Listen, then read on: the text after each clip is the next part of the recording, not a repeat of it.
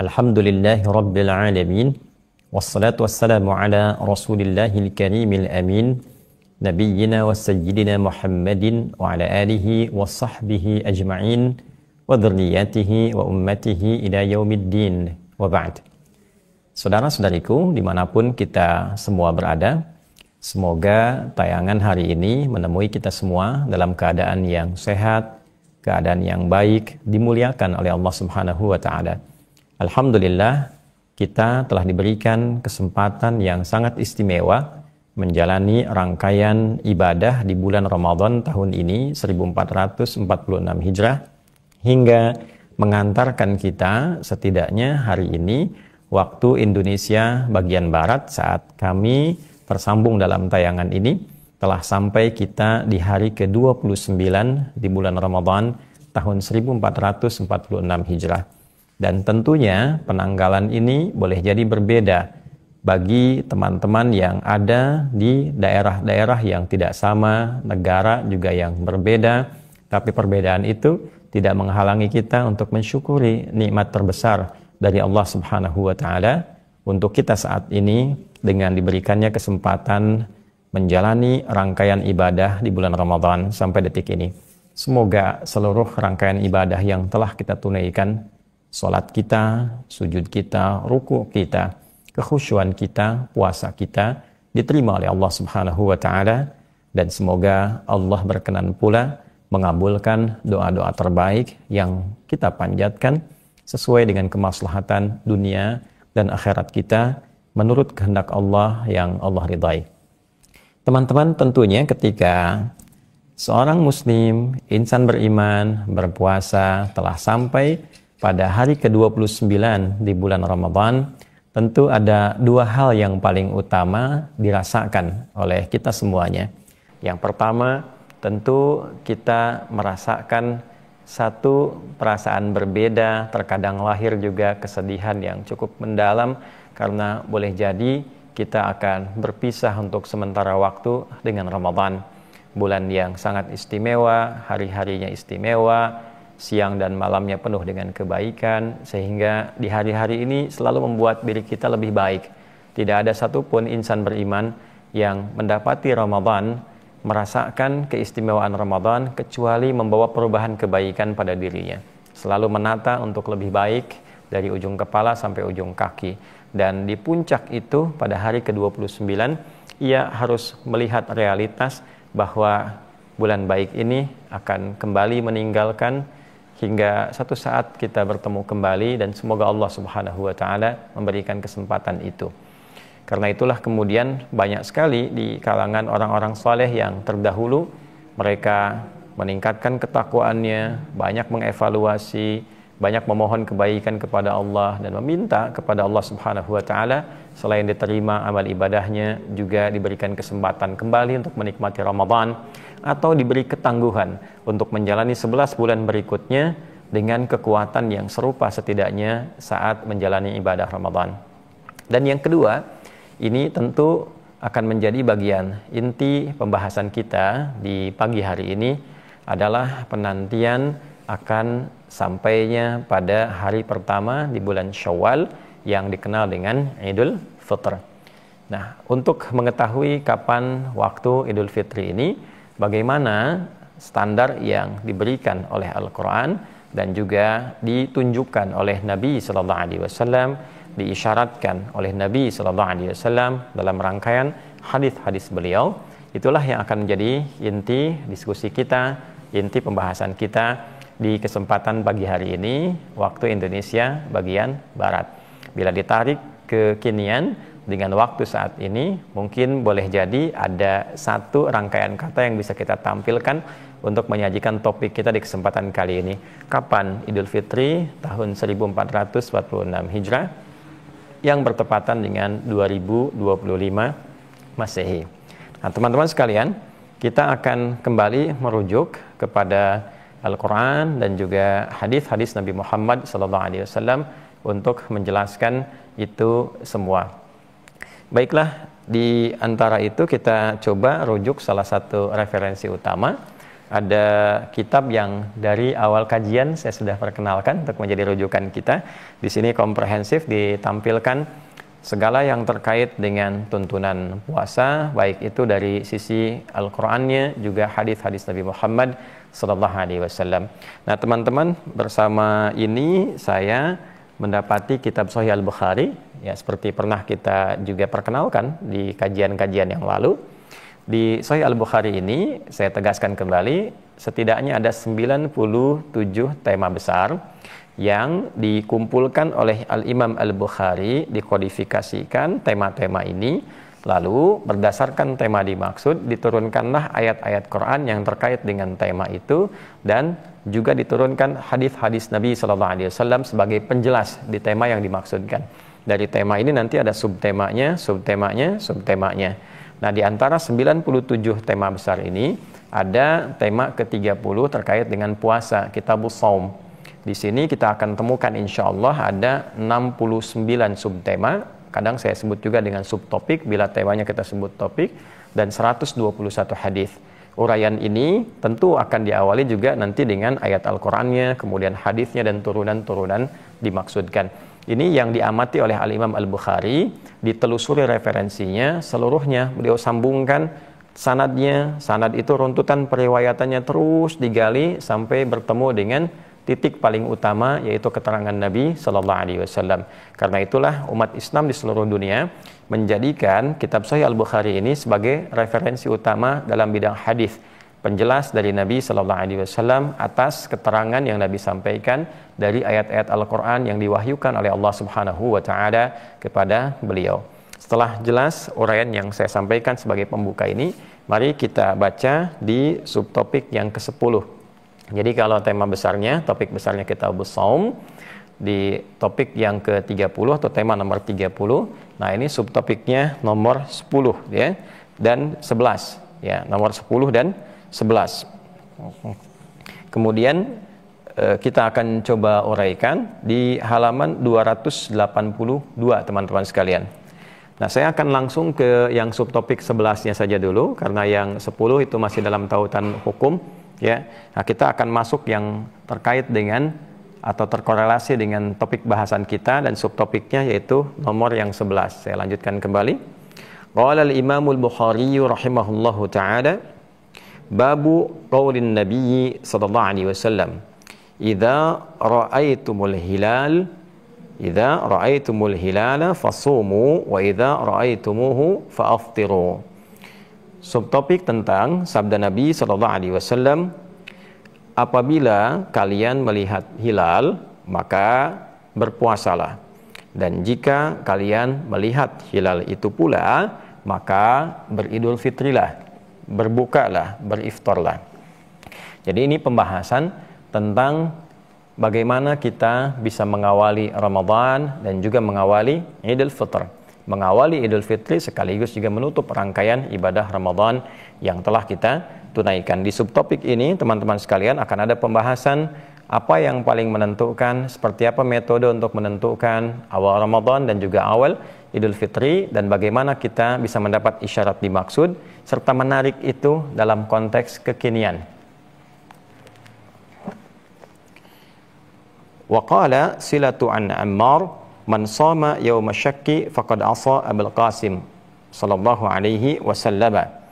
Dan disampaikan pula riwayat yang tersambung nanti kepada Ammar radhiyallahu taala anhu, beliau menyampaikan, tentunya riwayat ini juga tersambung kepada Nabi sallallahu alaihi wasallam, siapapun yang memaksakan diri berpuasa pada hari keraguan itu hari transisi, yang kita belum tahu apakah ini sudah masuk hari baru atau belum gitu kan, tapi memaksakan diri untuk mengambil keputusan tanpa didasarkan pengetahuan yang jelas, ya, faqad asa Abul Qasim sallallahu alaihi wasallam. Nah, ini telah menyalahi ketentuan dari Nabi sallallahu alaihi wasallam yang disebut kunyahnya dengan Abul Qasim.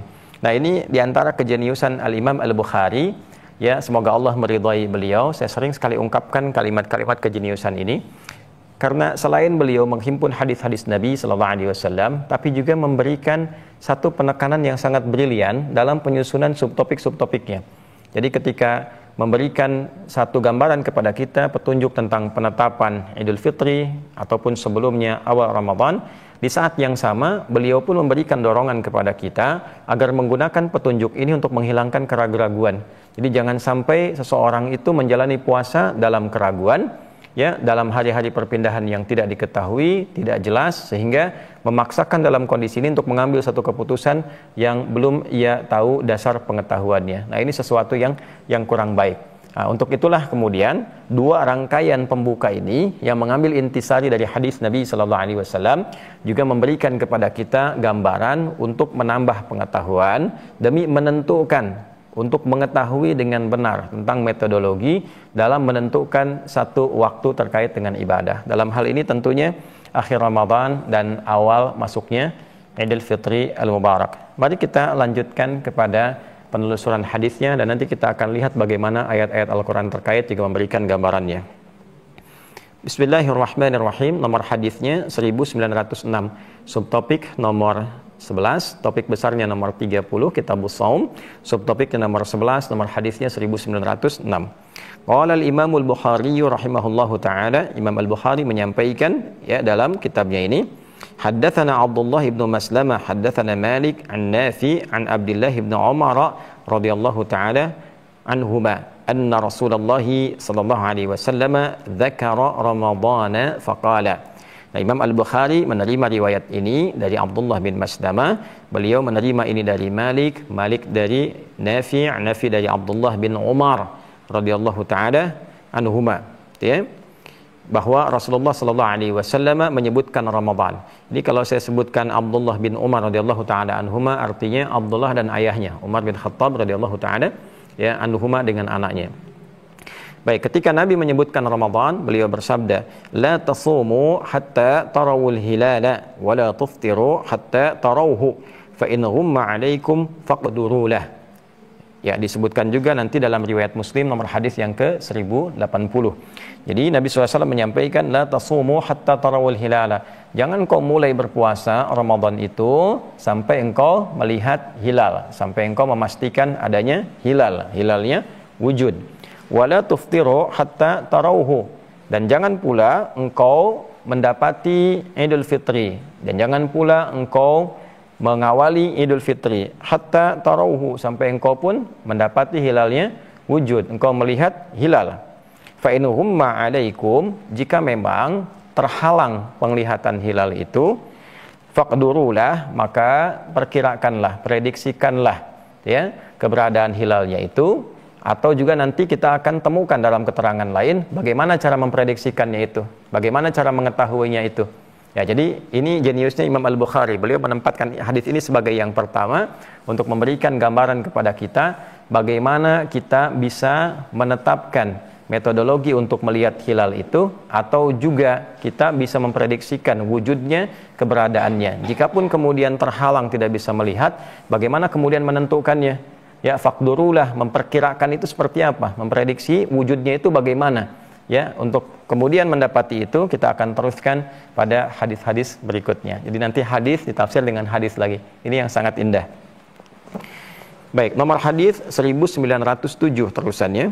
Qala al-Imam al-Bukhari rahimahullahu taala, Imam Al-Bukhari menyampaikan, semoga Allah merahmati beliau, haddatsana Abdullah bin Maslamah haddatsana Malik an Abdullah bin Dinar an Abdullah bin Umar radhiyallahu taala anhuma anna Rasulullah sallallahu alaihi wasallam qala. Nah, ini dari sanadnya beda tipis saja ya. Dari awal ini sama Abdullah bin Maslamah, kemudian dari situ Malik, kalau yang di atasnya Malik dari Nafi', yang di bawahnya Malik dari Abdullah bin Dinar. Lalu ketemu lagi di Abdullah bin Umar radhiyallahu taala anhuma. Ini banyak sekali hadis-hadis riwayat tentang awal atau penentuan awal Ramadan dan Idul Fitri ini tersambung nanti pada sahabat mulia Abdullah bin Umar bin Khattab radhiyallahu taala anhuma. Anna Rasulullah sallallahu alaihi wasallam qala, beliau menyampaikan bahwa Rasulullah sallallahu alaihi wasallam bersabda, asy-syahru 29 lailatan fala tasumu hatta tarawhu fa in humma 'alaikum fa akmilul 'iddah 30. Nah, ini kan disebutkan juga nanti di hadis Muslim ya, riwayat Muslim nomor hadis 1080. Nah, di sini ada metodologi yang pertama, kata Nabi, bulan itu pada umumnya usianya 29 malamnya. Ya, jadi jumlahnya itu berapa? 29. Nah, itu nanti yang menjadikan patokan di hari ke-29, gitu kan? Fala tasumu hatta tarawhu. Nah, maka jika Anda ingin mengawali Ramadan, maksudnya di Sya'ban ya, pada hari ke-29 itu, nah, maka janganlah Anda memulai puasa hatta tarawhu, sampai di hari ke-29 ini Anda bisa mengamati, melihat, memastikan wujudnya hilal. Nah, gitu ya. Jadi untuk mendapatkan posisi yang benar tentang awal Ramadan itu, kalau ingin mengawali, maka silahkan mulai dari tanggal 29, Nabi isyaratkan, ini jumlah bilangan dalam satu bulan. Nah, nanti Anda lakukanlah pengamatan terhadap hilal. Ya, lakukan kemudian ya pengamatan terhadap wujudnya hilal, keberadaannya hilal, penglihatan, silahkan cek, silahkan lihat, ya kan? Nah, ini yang menjadikan setiap tanggal 29 itu, teman-teman sekalian, nanti kita melihat nanti ada ru'yat, ya kan? Nah, dalam prosesi sidang itsbat kalau di Kementerian Agama, nah proses itu nanti ada ru'yat, diamati di titik-titik tertentu yang dimungkinkan strategis untuk mengamati posisi hilal, ya, perubahan fase bulan dari akhir satu bulan ke awal bulan baru. Dan itu terjadinya Masya Allah, ya, Masya Allah itu di tanggal 29, apa yang disebut dengan konjungsi atau ijtima', ya, ijtima' dalam posisi tertentu saat nanti matahari, kemudian bulan, dan pada bumi itu berada dalam satu garis, ya, satu garis yang nanti kita akan bisa pastikan penglihatannya itu melalui satu pertanda di ufuk, ya. Nah, nanti kalau yang biasa melihat hilal itu pada titik-titik tertentu, pengamatannya sudah ada kriteria yang dimaksudkan. Nah, ini terjadinya ijtima ini Nabi isyaratkan di tanggal 29 sebagai satu gambaran secara umumnya jumlah bilangan bulan penutup dalam satu bulan. Nah, ini kalau mau awali Ramadan seperti itu, dan juga bukan hanya Ramadan, setiap bulan begitu. Jadi kalau Ramadan pun selesai mau menentukan Idul Fitri, ya seperti itu juga rumusnya. Jadi sebetulnya yang disampaikan oleh Nabi ini rumus standar. Dalam sebulan itu jumlahnya rata-rata secara umumnya itu 29. Mau kita gambarkannya di Al-Muharram, mau kita gambarkannya di Safar, sampai ketemu Sya'ban bulan ke-8, mengawali ke Ramadan, sampai juga ketemu Ramadan mengawali ke Idul Fitri. Jadi ini standar utama yang memang diterapkan di kalangan masyarakat pada saat itu, dan Nabi mengajarkan sesuatu yang sangat luar biasa. Ya, kita kan belum kenal istilah konjungsi di zaman Nabi, gitu kan, dan seterusnya. Tapi Nabi memberikan satu isyarat yang dipandu oleh wahyu dari Allah Subhanahu wa taala. Jadi sebulan itu rata-rata usianya dalam perhitungan Hijriah itu, ya, dalam peredaran bulan tentunya 29 hari, rata-rata kurang lebih demikian. Nah, maka di setiap bulan ini Nabi memberikan panduan, ya, bagi kalangan komunitas masyarakat di saat itu. Silahkan nanti sebelum maghrib, ya, ketika matahari nanti kan akan tenggelam sebelum maghrib, ya silahkan dilihat dulu, ya, sampai kemudian dipastikan nampak atau tidak, nampak atau tidak. Nah, di sini fa in humma alaikum, jika terhalang. Nah, terhalang itu macam-macam. Ya, ada terhalang dengan kondisi misalnya hujan turun, ketebalan awan tertentu dan sebagainya, kan? Atau terhalang dalam keadaan memang belum muncul, kalau dalam perhitungan spesifik, ya, di bawah ufuk, masih di bawah 0 derajat gitu, ya. Apalagi kalau ijtima'nya itu mepet-mepet ke maghrib. Ya, misal maghribnya jam 6, nah ijtima'nya itu jam 5 lewat 45, 6 kurang seperempat misalnya. Nah, itu agak kemungkinan sangat terhalang. Dalam kondisi terhalang memang masih di bawah ufuk, belum tampak dia, kan? Nah, ada kondisi yang kedua yang secara langsung kasat mata, misalnya keadaannya ada hujan. Kalau tadi ilmiah berdasarkan pengamatan-pengamatan ilmiah, kan, dengan garis intelektual, sekarang garisnya fisikal, menggunakan penglihatan tapi terhalang adanya hujan, awannya terlalu tebal, gitu kan, sehingga tidak nampak terlihat. Maka dalam metodologi ini kata Nabi, ya, disampaikan fa akmilul iddah 30. Ya, kalau sambungkan dengan hadis yang pertama, silahkan kamu prediksikan, silahkan kamu perkirakan. Bagaimana memperkirakannya? Nah, seperti sekarang kan, saat hujan, ini kita mengambil video ini hujan nih, ya, di lingkungan kita saat ini, ya. Jadi bagaimana memperkirakannya? Fa'akmilul iddah, kata Nabi, genapkan bilangan sebelumnya itu, ya, menjadi 30, 30. Jadi bilangan sebelumnya maksudnya kalau mau masuk Ramadan, hilalnya tak nampak, tak kelihatan, terhalang, genapkan Sya'bannya 30. Demikian ketika masuk ke Idul Fitri Al-Mubarak misalnya, jadi 1 Syawal, ternyata terhalang juga, melihat hilalnya terhalang, gak kelihatan karena hujan, faktor awan, atau secara hitungan yang sangat kompleks ya, dalam hitungan hisab atau falak astronomis yang sangat presisi, sangat teliti, ternyata misalnya masih di bawah 0 derajat, di bawah ufuk ya, maka dalam kondisi ini ditetapkanlah, kemudian diprediksikanlah waktunya itu ya tidak akan terlihat, gak sampai digenapkan bilangan sebelumnya menjadi 30. Jadi ini bagian hadis yang pertama yang kita dapatkan, sehingga nanti populer ditemukan di nomor hadis 1909.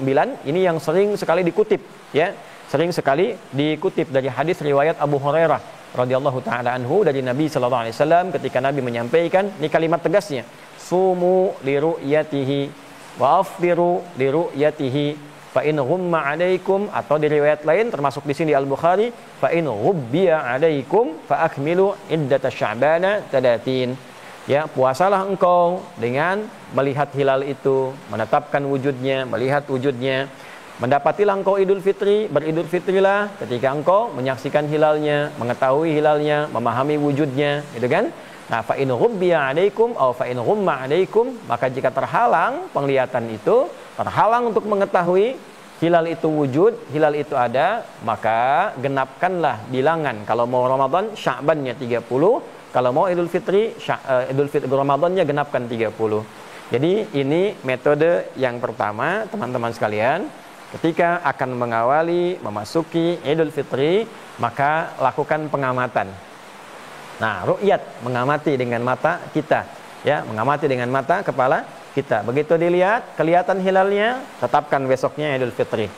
Kalau terhalang, tak kelihatan karena faktor-faktor yang alami, misalnya ada hujan seperti sekarang ya, ada mendung macam-macam kan, bahkan BMKG memberikan pandangan misalnya dalam konteks ini ada hujan terhalang ya, ini awan yang sangat tebal, kemudian dilihat sekarang dengan teropong yang sangat canggih ya, ternyata belum nampak, gak kelihatan gitu kan, maka gampang genapkan bulan Ramadan menjadi 30 hari. Setelah itu kemudian Idul Fitrinya lusanya. Jadi kalau sekarang misalnya tanggal 29-nya pas sama nih dengan Masehinya, 29 juga. Ramadannya sama dengan Maret nih penanggalannya, 29 Ramadan, 29 Maret. Nah, kemudian nanti pada sore ini insya Allah akan dilakukan ru'yat nih, dilihat ya. Sekiranya kalau menurut hadis ini tadi dipraktekkan, misal qadarullah sama nih, terhalang kondisinya, nggak bisa kelihatan ya, nggak nampak hilalnya, nggak kelihatan. Ya, maka apa yang harus dilakukan? Genapkan Ramadan jadi 30. Nah, jadi besok 30 Ramadan. Besok itu bersamaan dengan 30 Maret. Maka Idul Fitrinya kalau digenapkan maka lusanya. Ya, tanggal bersamaan dengan 31 Maret 2025 Masehi. Nah, ini pada penggunaan metode yang pertama. Dan metode ini teman-teman sekalian digunakan itu secara masif di zaman Nabi sallallahu alaihi wasallam. Digunakan praktisnya di zaman Nabi karena ini yang paling simpel. Ya, di zaman Nabi masyarakatnya terbatas, keadaannya biasa. Jadi penerapan atau metodologi untuk memahami kalimat Nabi faqdurulah, ya silahkan prediksikan, silahkan tetapkan, silahkan perkirakan. Cara memperkirakannya adalah dengan pengamatan secara langsung, karena kemampuan dan keadaan inilah yang dimiliki oleh masyarakat pada saat itu. Jadi proses ibadahnya mengikuti ketentuan Nabi dengan menggunakan penglihatan secara langsung. Nah, apakah kemudian ada satu peluang untuk kita bisa menemukan hilal itu selain dengan mengamati secara langsung dengan mata fisik kita, ya dengan kasat mata? Nah, mari kita lanjutkan lagi hadisnya. Ya. Baik teman-teman sekalian, di sini kita temukan di subtopik yang ke-13. Nomor hadis 1913. Saya ulangi, subtopik yang ke-13, nomor hadis 1913. Qala al-Imam al-Bukhari rahimahullahu taala. Imam Al-Bukhari, semoga Allah merahmati beliau, menyampaikan babu qaulin Nabi sallallahu alaihi wasallam. Subtopik tentang sabda Nabi sallallahu alaihi wasallam, la naktubu wa la nahsubu. Ya. Kami ini masyarakat yang umumnya tidak terbiasa menulis, juga tidak terbiasa menghitung. Nah, bagaimana hadis yang dimaksudkan? Qala al-Imam al-Bukhari rahimahullahu taala. Imam Al-Bukhari menyampaikan dalam runtutan hadis ini, haddatsana Adam, haddatsana Syu'bah, haddatsana Al-Aswad ibnu Qais, haddatsana Sa'id ibnu Amr annahu sami'a Ibnu Umar radhiyallahu taala anhuma. Nah, tadi saya sampaikan kan, kebanyakan hadis-hadis terkait dengan proses penetapan baik awal Ramadan ataupun awal Idul Fitri itu tersambung riwayatnya pada sahabat utama yaitu Abdullah bin Umar bin Khattab radhiyallahu taala anhuma. Nah, ini penting saya tekankan, di kajian lain yang lebih detail kita bisa belajar tentang ilmu sanad. Di antara turunan ilmu sanad itu memberikan gambaran kepada kita tentang bagaimana meniru orientasi kehidupan para sahabat, dan di antara orientasi itu kita temukan orientasi intelektual mereka. Termasuk juga ada di situ bab tentang parenting, ya, bagaimana orang tua itu menyiapkan anak supaya jadi pakar di bidang-bidang yang dibutuhkan masyarakat sebagai khidmat untuk agamanya. Ini di antaranya Umar bin Khattab menjadikan salah satu anak beliau khususnya adalah Abdullah, sehingga dikenal dengan Abdullah bin Umar bin Khattab radhiyallahu taala anhuma, ini sebagai sosok yang disiapkan memang untuk menjadi ahli agama, lebih spesial di bidang fikih. Nah, karena itu kita dapatkan hadis-hadis dari beliau, diteruskan sanadnya. Anin Nabi sallallahu alaihi wasallam, disampaikan satu riwayat hadis dari Nabi sallallahu alaihi wasallam, annahu qala, bahwa sesungguhnya Nabi sallallahu alaihi wasallam pernah bersabda, inna ummatun ummiyatun, ya, kita ini masyarakat yang ummi, la naktubu wa la nahsubu, kita enggak biasa menulis juga tidak biasa menghitung. Asyahru hakadha wa hakadha, dan beliau memberikan isyaratnya dengan tangan beliau, yakni maratan tis'atan wa ishrina wa maratan talatin, ya, dan beliau memberikan isyarat. Kadang-kadang kita bisa temukan bulan ini begini dan begini, diberikan isyarat di tangan beliau, kadang 29, kadang 30. Nah, jadi ini tolong digaris bawahi ya, teman-teman sekalian, jangan salah memahami hadis. Kata Nabi, inna ummatun, ya, ummiyah. Kita ini, maksud kita di sini masyarakat di zaman Nabi, ya. Jadi jangan dibawa ke suasana kita sekarang. Jadi membahas hadisnya harus teliti. Sekaligus nanti kita mengkorelasikan hadis pertama ini dengan yang kedua. Inna ummatun ummiyatun. Baik ya. Yang pertama saya maksudkan yang tadi saya baca, yang kedua ini yang kita baca sekarang. Kita ini, kata Nabi, kita dimaksud tuh masyarakat pada saat itu di eranya Nabi sallallahu alaihi wasallam. Ya, ummatun ummiyatun, umumnya umat yang ummi. Ummi itu dijelaskan oleh Nabi lagi supaya tidak ada di kita, ya, dugaan-dugaan yang lain. Tidak ada penafsiran-penafsiran yang lain, karena nanti secara bahasa bisa banyak makna, tapi yang dimaksudkan yang ini. La naktubu wa la nahsubu. Kita nggak biasa nulis. Ya, jadi umumnya masyarakat pada masa itu tidak punya kemampuan secara umum untuk menulis. Kalaupun ada 1-2 orang. Wala nahsubu, masyarakat pada umumnya juga tidak punya kemampuan untuk menghitung. Apalagi hitungan-hitungan yang sangat kompleks, disebutnya hisab nanti ya, hitungan kompleks. Ya, presisi nilainya sampai ke desimalnya, sampai ke ukuran sekian, itu disebut hisab namanya. Ya, makanya di akhirat nanti kita akan dihisab, ya, secara presisi, tidak ada yang tertinggal satupun. Nah, ini di zaman itu belum terbiasa, kata Nabi itu. Ya, sederhana. Awas, ini clue yang sangat penting sekali. Sangat penting sekali. Jadi di era Nabi, pada umumnya komponen masyarakatnya, ya, secara sosial pada umumnya itu tidak memiliki kemampuan untuk menulis, apalagi menghitung secara presisi. Dan ini menunjukkan bahwa apa yang disampaikan Nabi sallallahu alaihi wasallam itu adalah mukjizat yang sesungguhnya. Ya, dipandu oleh Allah Subhanahu wa taala melalui wahyu. Wa ma yantiqu 'anil hawa in huwa illa wahyu yuha. Bagaimana seorang pribadi yang enggak pernah nulis, enggak pernah belajar bisa memberikan panduan?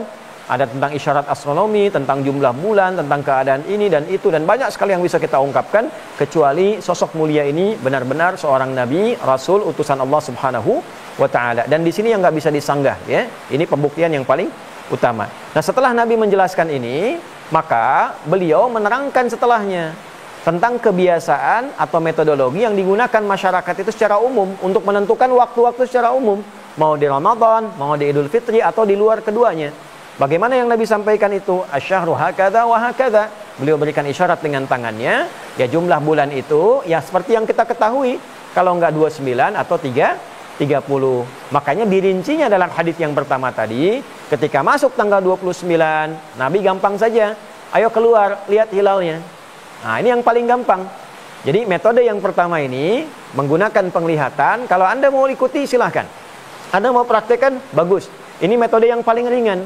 Ya, maksudnya apa? Kalau nanti nggak ada akses misalnya, ya, di tempat-tempat, di pegunungan, di pedalaman, atau misalnya di pinggir-pinggir pantai yang sulit mengakses informasi secara luas, ya kan? Tidak mengetahui kapan waktunya tiba untuk awal Ramadan, awal Idul Fitri. Gampangnya, kondisi Anda sama seperti kondisi dulu, terbatas. Maka tinggal kelihat tuh. Ya, lihat bagaimana nanti dalam posisi di sebelah matahari itu akan terbenam. Sebelum terbenamnya, amati itu. Ya, ada nggak hilalnya? Wujud nggak hilalnya? Pelajari bagaimana fase-fase bulan itu kemudian beredar, membentuk bentuk-bentuk tersendiri. Ya, kadang kita lihat misalnya berbentuk hilal sabit, ya, kadang-kadang tengah-tengah. Kalau sudah bulat betul tandanya pertengahan bulan. Dulu orang simpel begitu, gampang ya. Karena kata Nabi tadi, kami nggak biasa menulis, nggak punya kemampuan menghitung. Jadi setiap bulan metodenya sama. Ya, bukan hanya Ramadan, bukan hanya Idul Fitri. Setiap bulan itu seperti itu, gampangnya. Oh, kalau tengah-tengah, oh ini sudah bulat bentuknya nih. Jadi kalau lihat ke langit, bulannya itu bulat putih, tengah bulan nih. Ya, makanya dikenal dengan Ayyamul Bid. Hari-hari bulannya itu putih kelihatan, bulat benar. Ya, kalau bukan 13, 14, 15 ini tengah-tengah nih. Ya, kalau sudah nanti berkurang lagi sampai berakhir. Kalau sudah habis, ya, berkurang mau ke akhir bulan, habis betulan, artinya akhir bulan. Itu 29. Simpelnya begitu. Jadi patokan masa lalu. Nah, Nabi memberikan isyarat dalam hadis ini, perhatikan, ya, inna ummatun ummiyatun la naktubu wa la nahsubu. Kita ini masyarakat kami umat yang apa adanya ummi begini, nggak biasa nulis, nggak biasa menghitung. Praktek kami seperti ini. Pemahaman terbaliknya apa? Metode kedua, Anda yang biasa menulis dan punya kemampuan berhitung, silahkan ambil data-data itu. Nah, kumpulkan data-data itu. Pelajari data-data itu secara falak, secara astronomis, ya, dihitung sebaik-baiknya. Nah, maka metode ini yang kedua diterapkan pada pemahaman hadis tadi, faqdurulah, ya, perkirakanlah, prediksikanlah. Cara memperkirakannya, memprediksikan munculnya hilal itu, kalau yang pertama dengan penglihatan fisikal, yang kedua dengan penghitungan hisab, dengan pengetahuan, dengan kemampuan menulis, dengan kemampuan untuk bisa menghitung secara presisi. Awas, jangan salah tangkap nanti ya. Kalau memosisikan di sini nanti kita ikut Nabi, melihat Nabi pun mengatakan yang kedua ini. Jadi ada dua metode. Ya, bisa menggunakan ru'yat, ya, sumu li ru'yatihi, bisa menggunakan juga dengan hisab, dengan isyarat hadis yang dimaksudkan ini. Kalau nanti dipahaminya adalah Nabi, misalnya ikuti hadisnya begini, secara tekstual saja, bisa bahaya. Di sini ada pencegahan terhadap pengetahuan. Ya, kita ikut Nabi, nggak biasa nulis, nggak biasa merumuskan, menghitung dan sebagainya. Nanti sampai kapanpun umat Islam nggak bisa ngitung, nggak bisa nulis, karena harus ikut secara tekstual pemahaman yang tidak tepat yang dimaksudkan. Jadi secara singkatnya teman-teman sekalian, intinya begini, mau mengawali bulan itu, mau di luar Ramadan, di luar Idul Fitri, apalagi Ramadan, apalagi akan Idul Fitri, juga nanti menetapkan awalnya di bulan Dzulhijjah untuk Idul Adha, maka coba tetapkan dengan mengetahui pergantian dari akhir bulan untuk masuk ke awal bulan baru. Itu kesimpulannya. Nah, untuk mengetahui awal pergantian masuknya dari akhir bulan ke bulan baru itu, tandanya satu, ya, bisa dilakukan pengetahuan dasarnya setiap tanggal 29 di akhir bulan. Ya, Nabi tadi menyampaikan, itu kan, asyahru hakadha wa hakadha. Bulan itu ya rata-rata antara 29 nanti, yang kalau digenapkan 30. Maka patokan dasarnya seperti disebutkan di awal itu asyahru tis'un wa ishrun. Ya, awal bulan itu jumlahnya secara umum itu 29. Maka setiap tanggal 29 itu setelah kita ketahui, teman-teman sekalian, bisalah kemudian disimpulkan ini kemungkinan terbesarnya adalah akhir bulan. Jadi kalau sekarang kita masuk misalnya masuk ke, nah, kalau kita geserkan sedikit untuk bisa kita tuliskan teman-teman sekalian, ya. Nah, ini setiap tanggal 29 ini ya, kuncinya ini. Baik itu Ramadan, ya kan? Ataupun di luar Ramadan. Ya, luar Ramadan itu mau saya katakan dari Al-Muharram, dari Safar dan seterusnya, itu jumlah bilangan bulannya secara umum standarnya 29. Gitu ya. Nah, ketika mengetahui 29 ini, bagaimana prakteknya menentukan awal bulan berikutnya?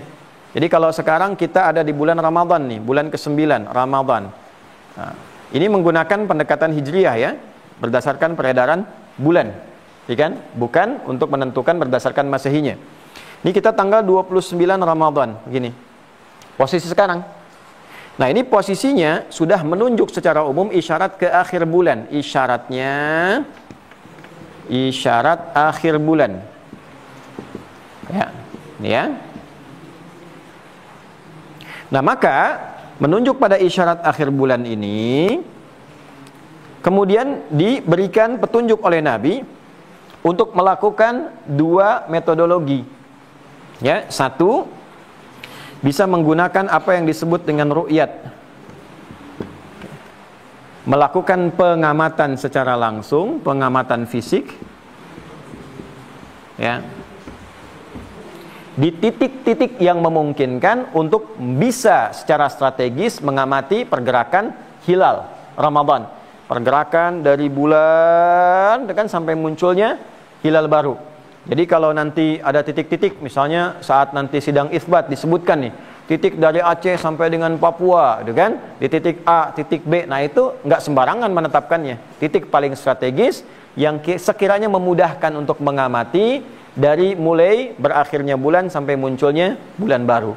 Jadi nanti di tanggal 29 ini akan ada beberapa titik-titik tertentu di Indonesia untuk melihat nih, ya. Jadi saat di penghujung nanti sebelum matahari tenggelam itu terjadi proses konjungsi ijtima, menandakan telah berakhir ya periode 1 bulan. Nah, nanti dilihat nih dalam masa berakhirnya itu isyaratnya seperti apa, isyarat akhir bulannya bagaimana, ya, apakah hilalnya nampak atau tidak, nanti dilihat nih.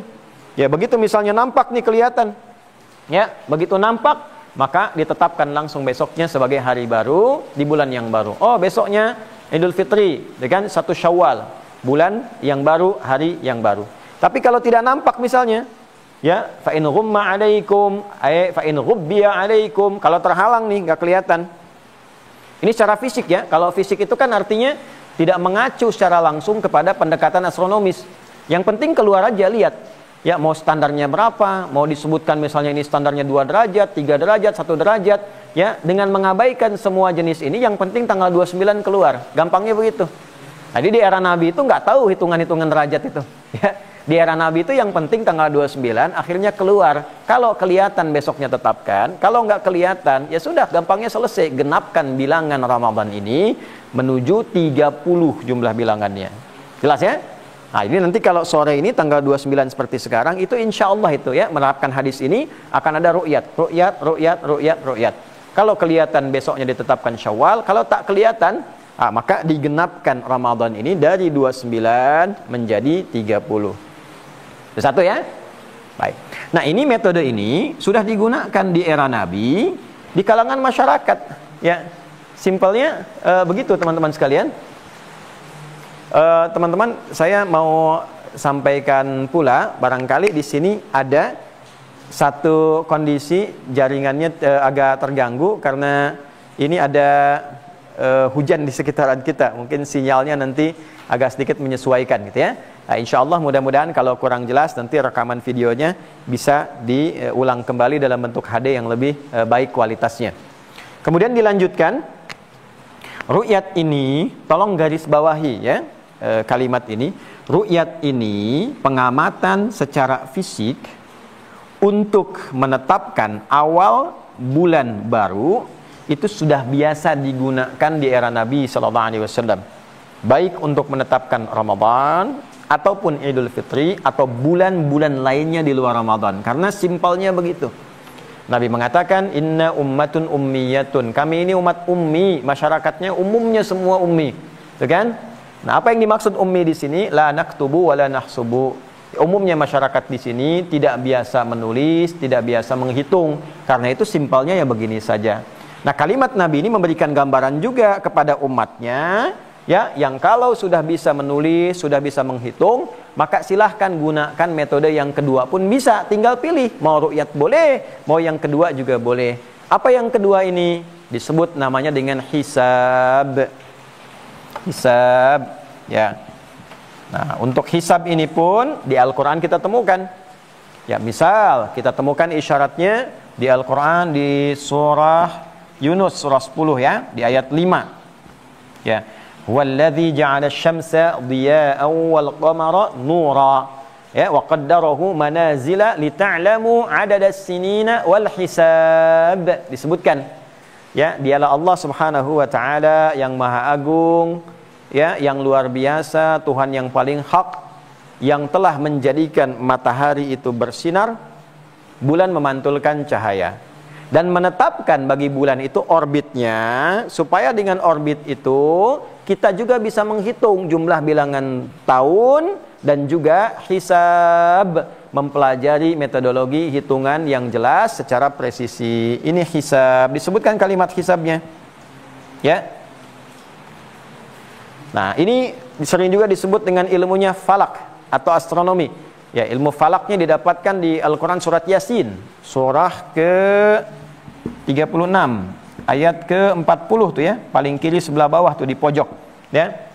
La syamsu yanbaghi laha an tudrikal qamara walal lailu sabiqun nahar. Ya, sampai kita temukan kalimat di ujungnya, wa kullu fi falakin yasbahun. Nah, di falak di orbitnya.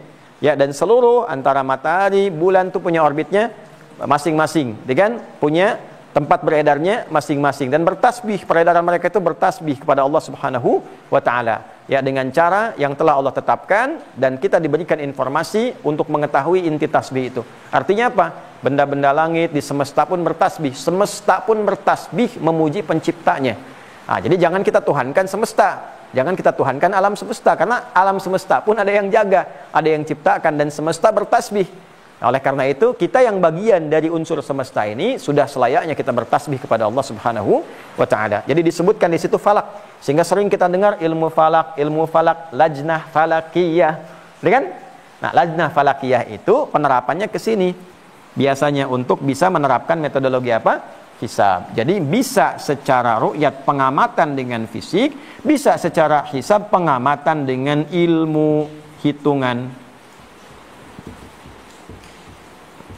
Kan?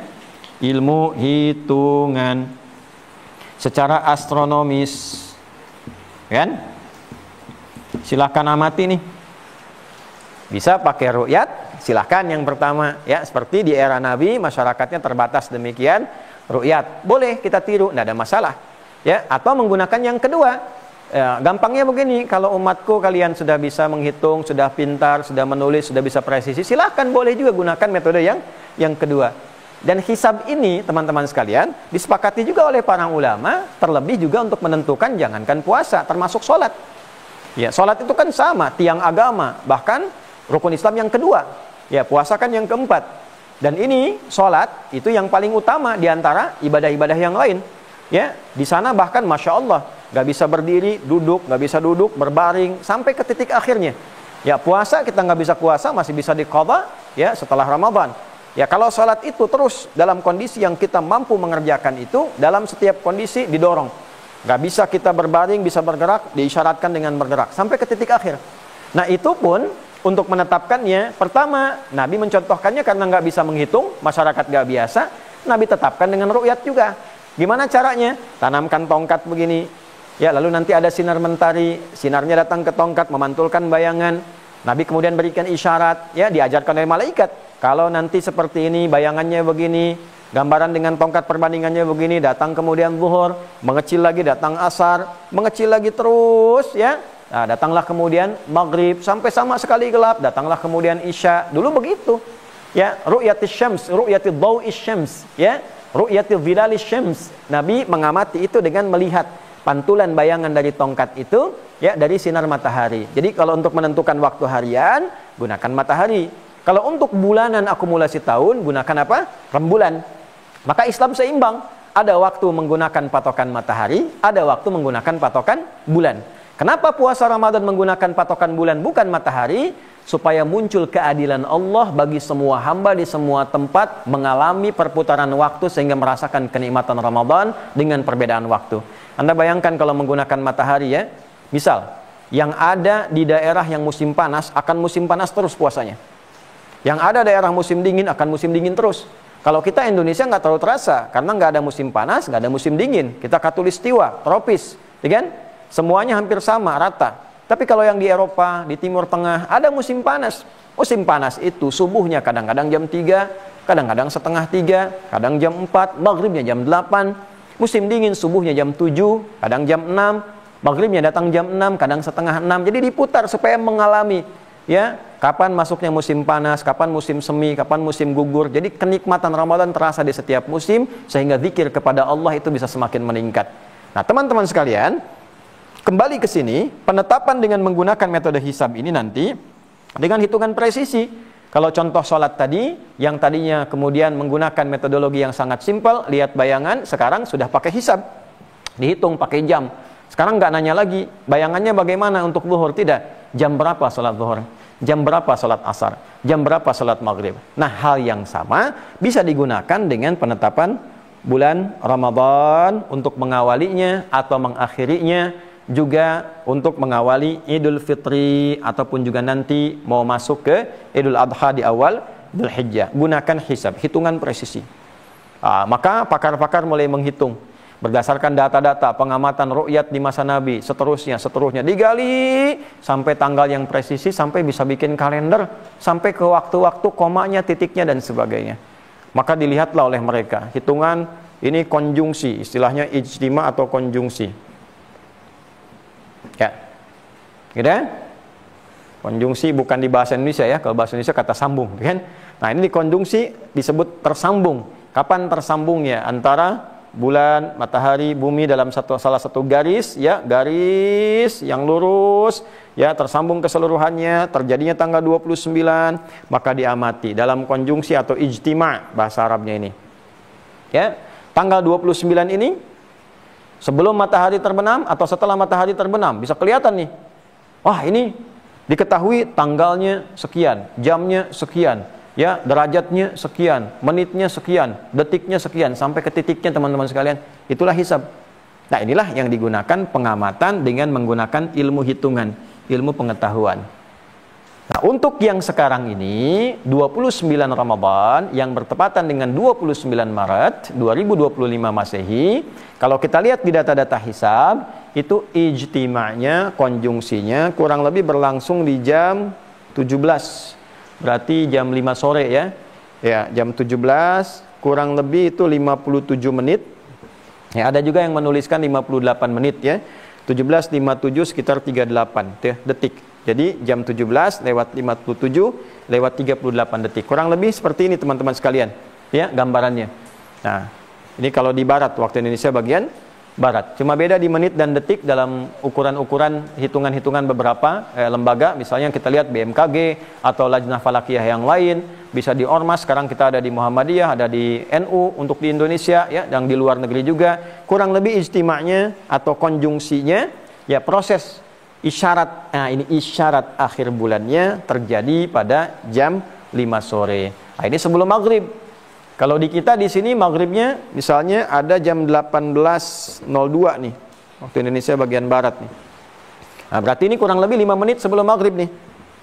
Nah, bisa dibayangkan kalau 5 menit sebelum maghrib itu, ya, itu secara hitungan sederhana saja, pengetahuan astronomi ringan, ya, kemampuan kita masyarakat biasa yang tahu hitung-hitungan biasa, ya, tidak seperti yang astronom, yang ahli falak yang kompleks. Ini kalau melihat begini aja udah pasti nih, udah pasti secara hisab itu kedudukannya masih di bawah 0, ya, hilalnya itu.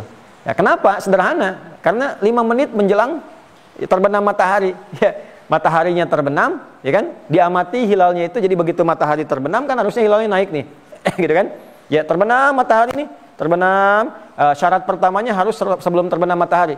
Kalau setelah terbenam matahari itu dipastikan semua mengatakan tidak akan wujud, pasti digenapkan. Nah, ini masih sebelum terbenam matahari.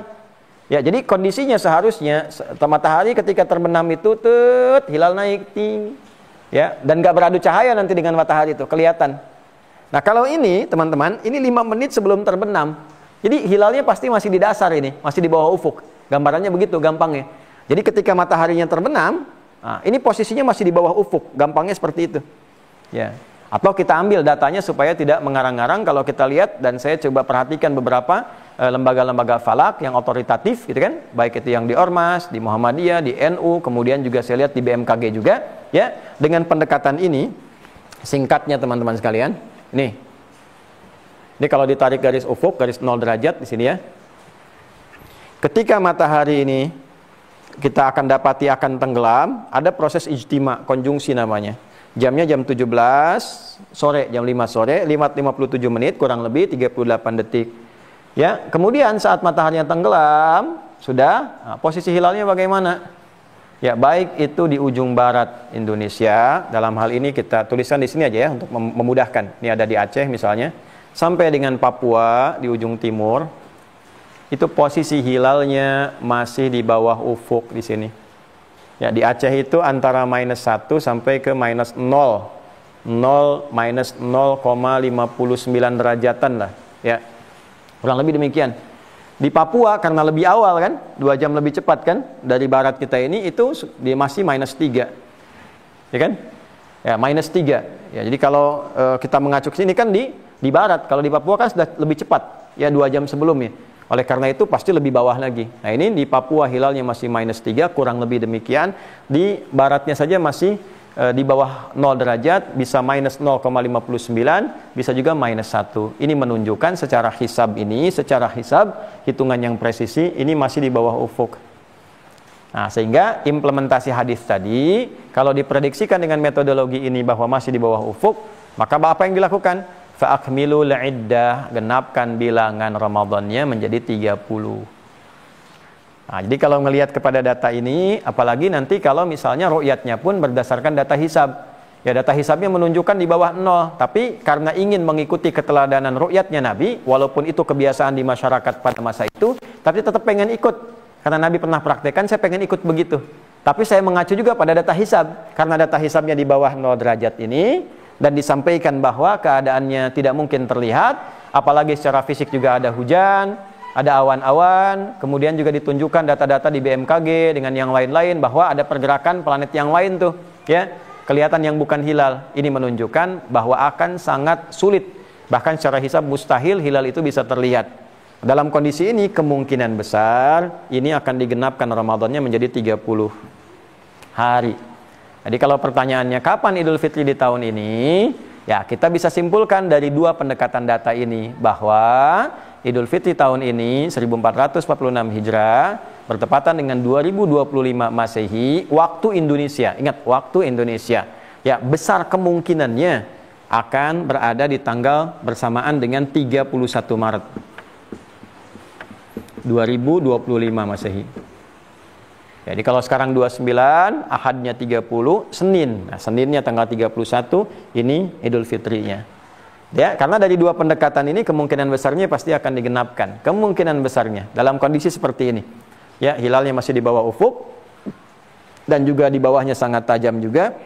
Dan juga dalam pengamatan kita saksikan bahwa data-data hari ini secara cuaca juga kita melihat ya, ada hujan, macam-macam dan sebagainya, dan dalam kondisi yang kita bisa rasakan selama ini rasanya agak sulit kemudian untuk bisa ditetapkan terlihat, sehingga peluang dengan penggunaan 2 metode ini, saya tegaskan ya, 2 metode ini. Jadi ulama berijma pada 2 metode ini. Kalau bukan ru'yat itu hisab. Jadi kalau sudah ada yang ditetapkan berdasarkan Qur'annya, hadisnya, ijma ulama, maka tidak boleh seorang muslim ya beriman bahkan pada Al-Quran, pada hadis, pada Nabi Sallallahu Alaihi Wasallam, gitu kan, untuk mencari metode lain di luar ini. Ya, misal metode mimpi, metode ketinggian air laut, gitu kan, metode hembusan angin, ya, metode macam-macam ya. Pernah dulu Syekh Ali Mustafa Yaqub rahimahullah taala, ya, beliau pengasuh pesantren Darus Sunnah dan juga pernah menjabat Imam Besar Masjid Istiqlal. Ya, sebelum sekarang Profesor Nasruddin Umar itu pernah dijabat oleh Syekh Mustafa Ali Mustafa Yaqub. Ya, beliau pernah melakukan penelitian di Indonesia itu betapa banyak metode itu. Ya, sampai belasan ke puluhan. Setiap orang ada yang begini, ada yang begitu. Nah, kita fokus pada 2 ini saja. Ya, kalau sudah 2 ini saja, pemerintah nanti memberikan satu penjabaran pada kita semuanya. Ya, dan insya Allah peluangnya kalau pada 2 ini akan sama semua. Tidak ada yang beda.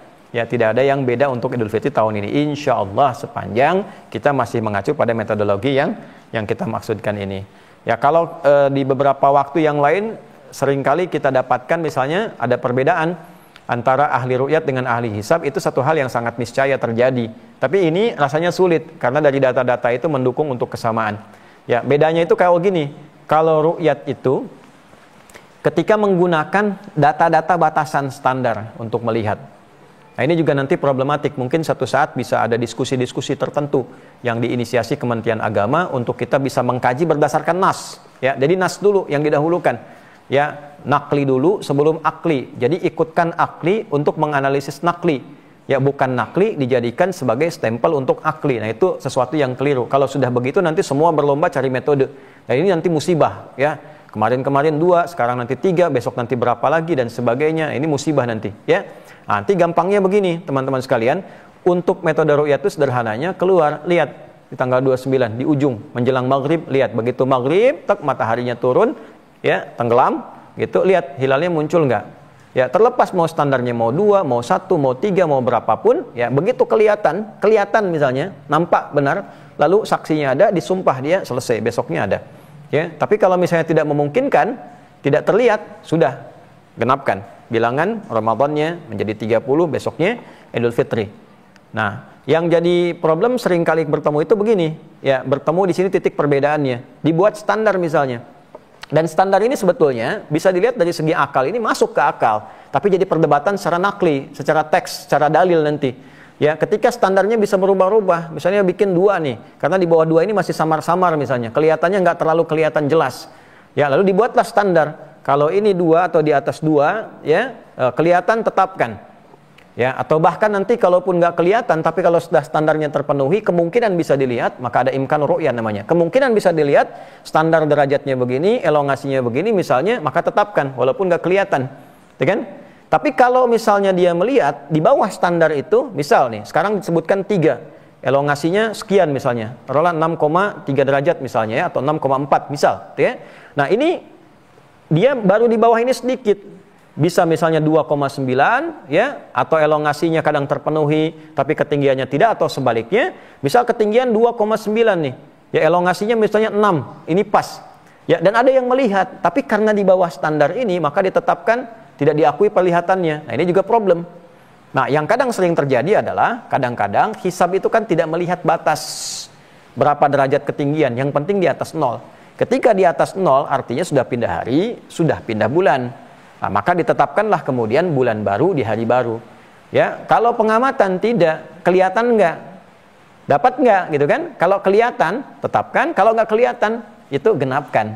Nah ada yang kompleks lagi, ya misalnya sudah di atas secara hisab sudah di atas nih 0, kita bikin standar 3, ternyata dia 2 misalnya, ya kan? Dalam standar hisabnya baru 2 ketinggiannya, standar penetapannya 3. Nah bagi orang hisab selesai nih, sudah jadi masuk awal hari baru. Tapi bagi ru'yat ketika dilihat dengan standar, diberi standar tadi, dibuat imkan, kemungkinan terlihat, imkan ru'yah, ya kan? Karena standarnya diberikan 3 dan dia di bawah 3, maka walaupun dilihat maka berpotensi ditolak penglihatannya bila ada yang melihat. Karena tadi bikin standar yang dimaksudkan itu. Maka ini yang seringkali walaupun tidak bikin standar atau bikin standar, seringkali bisa terjadi perbedaan-perbedaan karena pendekatan yang dimaksudkan tadi. Ya, jadi kalau saya boleh usulkan metodologi kalau kemungkinan besar ingin bertemu di masa depan, ya, di masa depan. Kalau yang sekarang insya Allah ini sama-sama akan ada di satu hari yang sama. Ya, 1 Syawalnya bertepatan dengan 31 Maret. Tapi ke depan kalau boleh saya usulkan kembali aja ke dalam isyarat hadis-hadis ini. Jadi yang ru'yat ya lihat saja. Ya, tidak harus tetapkan standar tertentu. Kalaupun mau bikin standar, standarnya itu gunakan patokan hisab untuk mengetahui apakah di atas 0 atau di bawah 0. Itu saja paling gampangnya. Itu kemungkinan besar akan bertemunya gampang. Ya, maksud bertemu itu gini, akan kesepakatan antara ahli hisab dengan ahli ru'yat. Kan gampangnya ini ada ahli ru'yat, ada ahli hisab. Satu pakai metodologi hisab, satu pakai metodologi ru'yat. Tuh ya. Jadi kalau kita ingin mempertemukan 2 ini, memang tidak mudah. Ya nggak mudah, ini yang satu pegang ru'yat, yang satu pegang hisab. Tapi kalau titik temunya ingin semakin didekatkan, paling gampangnya kembali kepada hadis. Ya apa itu? Ya cukup jangan dibikin standar, apakah di atas 0 ini harus 2, harus 3, dan sekalian tidak. Standarnya sederhana, dibikinlah apakah sudah di atas ufuk atau belum, di atas 0 atau belum. Itu jadi standar. Jadi kalau ada orang melihat ternyata masih di bawah ufuk, dia mengatakan melihat, ya itu yang ditolak. Tapi kalau dia di atas ufuk, walaupun 1 derajat, 2 derajat misalnya, ya para ahli boleh mengatakan ini cahayanya masih samar, ya antara cahaya ini dengan cahaya itu, berpotensi tidak terlihat. Sepanjang hisab mengatakan ini di atas 0 dan dia melihat itu dengan penglihatan posisi dia, maka sudah memenuhi kriteria ini. Sumu li ru'yatihi wa aftiru li ru'yatihi. Nabi nggak pernah bikin standarisasi begini dan begini. Yang penting itu ditetapkan dengan prediksi yang jelas, itu sudah berada di atas ufuknya. Nah, maksud saya kalau usulan ini bisa diterima, itu lebih bisa mendekatkan ya metodologi baik ru'yat ataupun hisab, itu paling gampang. Jadi kalau kita bikin standar, misalnya 2, lalu di sini ada pendekatan lain jadi nanti berubah 3, lama-lama jadi uji coba terus nanti ya.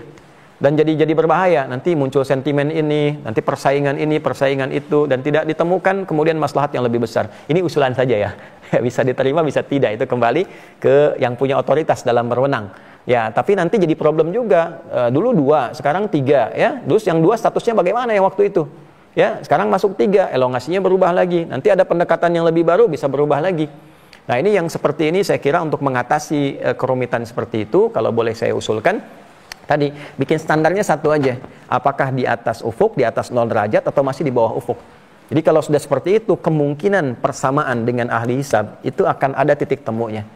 Ya, nah, itu usulan. Ya, tapi kembali ke kini bahwa insya Allah yang tahun ini kita akan sama prosesnya, dan mudah-mudahan diridhai oleh Allah Subhanahu wa Ta'ala. Saya kira itu teman-teman, terlepas dari itu semua, bahwa kita memperbanyak doa, supaya puasa kita diterima, kita kembali jadi orang baik, dan kebaikan itu menyatu secara kolektif untuk membangun bangsa dan negara kita. Itu poinnya. Ya, dengan puasa, pemimpinnya puasa, kemudian juga rakyatnya puasa, semua di seluruh elemen pemerintahan puasa, yang muslim, yang mukmin, puasa itu menghasilkan orang baik. La'allakum tattaqun, jiwa takwanya muncul, menjadi lebih baik. Nah, kebaikan ini ketika semua jadi baik, jadi kolektif. Jadi selepas puasa, semua baik-baik. Pejabatnya nggak ada yang korupsi lagi, pejabatnya tidak bertindak yang tidak baik lagi, rakyatnya juga ya tidak anarkis, rakyatnya juga bisa bertutur dengan baik, berperilaku yang baik. Kalau semua baik, insya Allah Indonesianya pun jadi baik. Ini inti poinnya. Jadi kalaupun ada pembahasan-pembahasan yang benar, itu petunjuk dari Allah dan Rasul, kita silahkan mengamalkan. Kalaupun ada yang salah, ada yang keliru, itu mutlak kesalahan saya. Ya, mutlak kekeliruan saya. Silahkan teman-teman, bila ada orang yang lebih baik mengoreksi, menyampaikan secara benar, datanya bagus dan sesuai dengan apa yang diisyaratkan di Al-Quran, di hadis, ikutilah yang benar itu, yang baik itu, dan itulah mudah-mudahan hidayah Allah yang diberikan kepada kita semuanya. Terima kasih untuk pertemuan hari ini. Semoga bermanfaat. Mohon maaf bila banyak hal yang masih kurang baik disampaikan. Semoga Allah mengampuni kita semua, memaafkan kita semua. Allahumma taqabbal minna innaka antas sami'un alim, wa tub 'alaina innaka antat tawwabur rahim.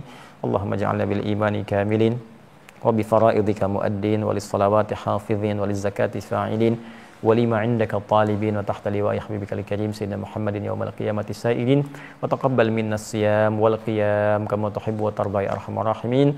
Rabbana atina fid dunya hasanah wa fil akhirati hasanah wa qina adzabannar. Wa sallallahu ala sayyidina Muhammad wa ala alihi wa sahbihi ajma'in, wa akhiru da'wana alhamdulillahi rabbil alamin. Assalamualaikum warahmatullahi wabarakatuh.